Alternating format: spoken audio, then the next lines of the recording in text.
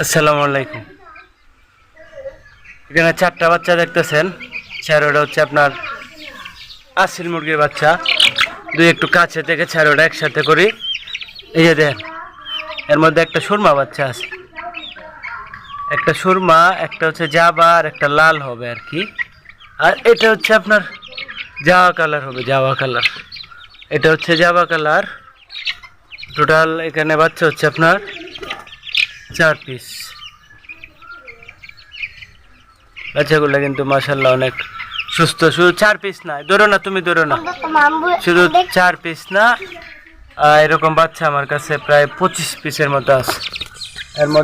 তার মধ্যে আজকে কিছু বাচ্চা আমি সিলেট পাঠাবো, কদমতলি।